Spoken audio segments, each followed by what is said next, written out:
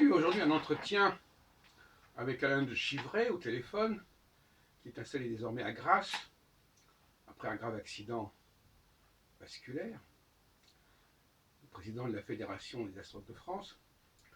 On a discuté un petit peu de toutes sortes de choses, et notamment de la prévision de l'approche individuelle, de l'astrologie mondiale, etc. Bon. Et dans la foulée, après cet entretien téléphonique qui a duré peut-être 1 heure, et j'ai eu des réflexions, ce qui m'a permis d'avancer dans ma réflexion. Et j'en suis arrivé à la conclusion suivante, c'est que l'astrologie n'est pas valable a posteriori, mais uniquement dans l'action à venir. Elle n'est pas là pour nous parler du passé, elle est là pour nous préparer l'avenir. Je ne dis pas simplement pour prévoir l'avenir, je dis pour préparer l'avenir. Pas pour prévenir l'avenir, mais pour préparer l'avenir. Et c'est une erreur de méthodologie de ne pas l'avoir compris. Je vous rappelle qu'en ce qui me concerne, d'abord je ne suis pas astrologue au sens classique du terme, je ne donne pas de consultation individuelle, surtout pas. En 50 ans d'activité, ça ne s'est jamais présenté. Sauf peut-être dans mes toutes premières années, comme ça, j'avais 1 ou 2 personnes comme ça qui venaient me consulter. C'était à la fin des années 60. Et il y a plus de 50 ans. Et donc, j'ai surtout été un organisateur, un animateur, jusqu'à nos jours. Et donc, je suis un homme d'action, quelque part. Je ne suis pas un homme d'observation. D'ailleurs, quand je fais des ouvrages sur le milieu astrologique, ce sont des ouvrages qui décrivent le milieu astrologique, mais qui décrivent aussi mon action dans le milieu astrologique. Et je pense que le milieu astrologique ne serait pas ce qu'il est si je n'avais pas joué le rôle que j'ai joué dans ce milieu. Bon, donc voilà. Pour dire que ce n'était pas totalement imprévisible que j'en arrive à la conclusion que je vous présente aujourd'hui en ce 14 septembre 2018 au soir. Et donc, je reviens là-dessus. Vous savez d'ailleurs que les astrologues ont souvent été des conseillers des princes. Et le conseiller, c'est celui qui prépare l'avenir. Ce n'est pas celui qui va vous dire ah oui, il est arrivé ceci parce qu'il y avait telle et telle configuration. Nous vivons dans un monde qui n'est pas encore le monde de l'astrologie. Nous ne sommes pas encore entrés dans l'ère de l'astrologie. L'ère de l'astrologie commencera lorsque un savoir astrologique sera reconnu et que les princes, les dirigeants, les chefs de parti, les chefs d'État, en feront un usage. Et à ce moment-là, on verra que grâce à l'astrologie, la vie politique, la vie sociale ne sera plus la même. Là, il y a véritablement un basculement.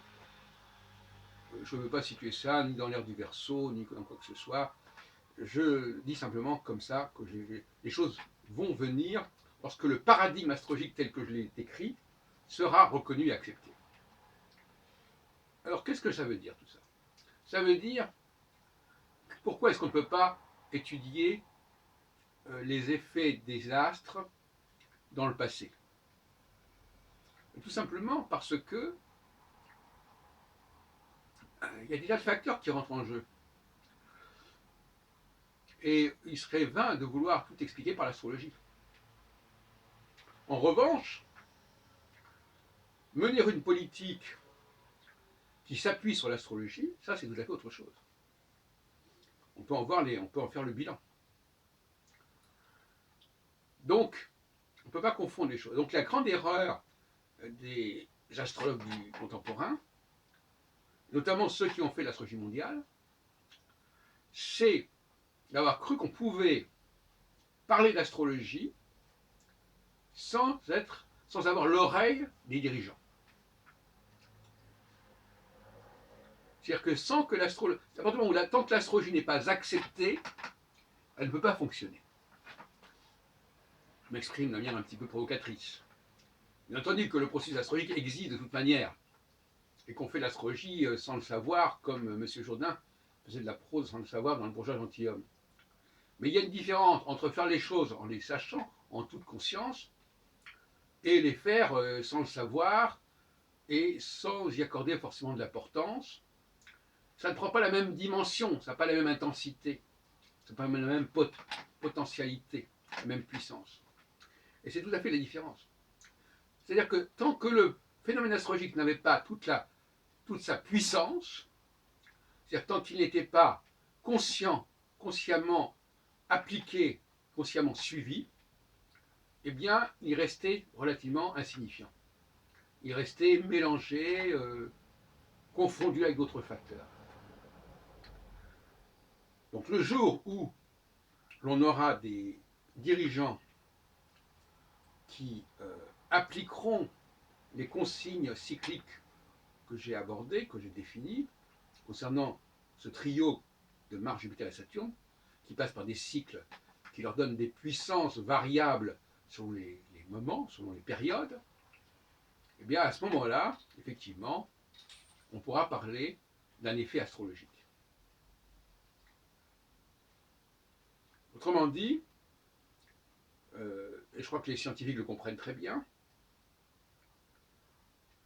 tant que ce phénomène n'est pas totalement là, ça ne donne pas grand-chose. Au fond, prenons le cas de la bombe atomique, par exemple. La bombe atomique, elle est fondée sur des données que l'autre chose existait, quelque part. Mais elle n'a acquis la puissance qu'elle a que sous certaines conditions, parce qu'on en avait pris conscience. D'après les travaux d'Einstein, d'Oppenheimer, ou je ne sais pas qui encore, alors, peu importe. Donc, voyez-vous, et c'est là que ce qui est important, c'est la notion de technologie. C'est-à-dire qu'il y a un saut technologique. Tant que l'outil n'a pas été clairement défini et circonscrit, eh bien, les potentialités dont il est issu ne peuvent pas être mises en évidence de façon certaine et claire. Voyez-vous, avant qu'on ait certaines connaissances, la bombe atomique ne pouvait pas exister. Et quand elle a existé, on a vraiment pris conscience de sa puissance. Mais c'est la même chose. La puissance de l'astrologie, l'influence de l'astrologie, elle est là. Le fait astrologique, il est là, mais tant qu'il n'a pas été mis en équation, tant qu'il n'a pas été formulé, et tant qu'il n'a pas été utilisé en toute conscience, et en toute connaissance de cause, eh bien, il ne peut pas être appréhendé comme il convient. Donc il est vain de vouloir démontrer la valeur de l'astrologie au regard du passé. Je l'ai fait, je dois reconnaître, bien sûr je l'ai fait, notamment dans mon petit bouquin, mon petit livret qui s'appelle L'astrologie selon Saturne, où j'ai essayé d'expliquer ce qui s'était passé depuis 200 ans, tous les 30 ans, etc. Ce sont des expériences qu'on fait normalement, c'est normal, c'était dans l'ère du temps à l'époque, c'est comme ça qu'on envisageait la démonstration de l'astrologie, la preuve de l'astrologie. Mais aujourd'hui, je dis non, non et non.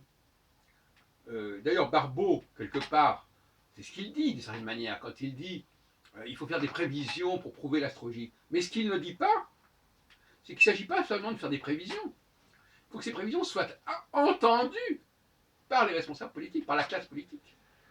Et si elles ne sont pas entendues par la classe politique, elles ne peuvent pas avoir l'impact suffisant. Elles n'arrivent pas au seuil critique. Voilà les réflexions qui me sont venues à la suite de mon entretien avec Alain Chivray, qui n'a pas du tout parlé de ces questions-là, mais je dirais que d'une certaine manière, ça a été un effet de catalyseur, ça a déclenché quelque chose qui était en moi depuis longtemps, mais que je n'étais pas arrivé à formuler aussi clairement que je le fais devant vous en cette date déterminante du 14 septembre 2018, qui devrait rester dans l'histoire de l'astrologie et de l'humanité en général. Excusez du peu.